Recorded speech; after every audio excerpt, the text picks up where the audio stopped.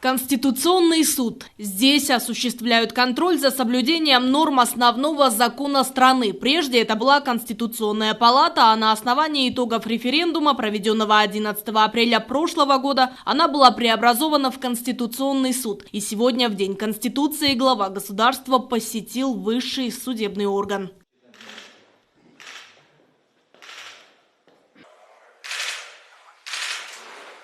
А принятие Конституции в 93-м стало важнейшим этапом формирования новой кыргызской государственности, ключевым моментом которого, как отметил президент Садыр Джапаров, стали принципы независимости Кыргызстана, свободы слова и народовластия. Мамлекеттүүлүгүбүздү калыбына келтирген жана эгемендикке жол ачкан баш мыйзамдын эбегейсиз баалуулугун биз барктай дагы, даңктай дагы билишибиз керек. Судьба основного закона сложилась непросто. Несколько раз вносились поправки и принимались новые редакции, но несмотря на это, вся правовая система основывается на Конституции, принятой 5 мая 1993 года. Благодаря первой Конституции в стране сложились новые экономические порядки и нравственные ценности, которые создали предпосылки для вхождения Кыргызстана в мировое сообщество в качестве его равноправного и равноценного члена. Почти 80% принявших участие в плебисците 11 апреля проголосовали за принятие нового основного закона страны. Символично, что подписал его президент ровно год назад, 5 мая, в День Конституции. Конкреттүү иштерге конкреттүү жооп берген адам болгон жок. В прошлом году большинство проголосовавших кыргызстанцев поддержали новую редакцию основного закона страны, потому что хотели, чтобы один человек, то есть глава государства, был ответственен буквально за все. А новая конституция как раз соответствует президентской форме правления, которую кыргызстанцы поддержали в январе прошлого года. И сам Садыр Нуркожоевич уже неоднократно отмечал, что берет на себя всю ответственность за судьбу страны. За 30 лет независимости Кыргызстана не было ни одного руководителя, который смог бы сказать то же самое. Новая конституция полностью соответствует выбранной кыргызстанцами президентской форме правления. Члены Конституционного совещания, а это юристы, экономисты, политики, научные деятели и представители гражданского сектора, работали в 3 секциях на протяжении чуть более 2 месяцев. Вносили предложения и корректировки, словом, совершенствовали основной закон страны. Благодаря нашей Конституции президент стал во главе исполнительной ветви власти.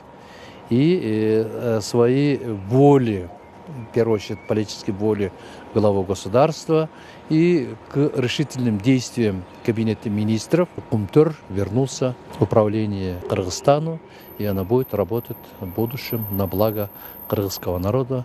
Новая конституция, как отметил глава государства, результат компромисса, учитывающего интересы основных политических сил общества. Принцип разделения властей стал более действенным за счет восстановления Конституционного суда и усиления его полномочий. Права и свободы человека и гражданина систематизированы и детализированы таким образом, чтобы полностью соответствовать международным стандартам. Они приобрели реальные очертания. Башкаруунун президенттик формасына өтүү дагы оңой олтоң болгон жок, бирок ал демократиялык принциптерден баш тарттык дегенди туюндурбайт. Кардинально изменилась политико-правовая сфера регулирования Конституции. Переход к президентской форме правления был непростым, но это не означает, что мы отказались от демократических принципов. Это был выбор народа. Как показывает опыт прошлых лет, настало время ответственного управления страной. В то же время, отдавая дань уважения многовековой истории народа, вводится с достаточно широкими полномочиями такой демократический институт, как Народный Курултай, который позволит народу непосредственно осуществлять свою власть.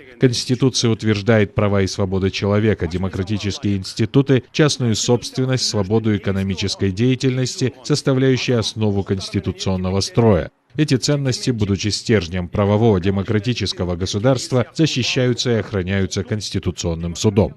Согласно новой конституции, количество депутатов сократилось со 120 до 90. В числе новшеств также одномандатный избирательный округ и открытые партийные списки. Впервые в основном законе страны много внимания уделено защите прав и свобод человека. Включены прогрессивные и демократические нормы. Устранены недостатки из старой редакции и отклонены предложения отдельных граждан, которые противоречили принципам демократии и международным соглашениям о правах человека. Аяна Дюшикеева, Рыскельдик Окульбеков, Алату 24.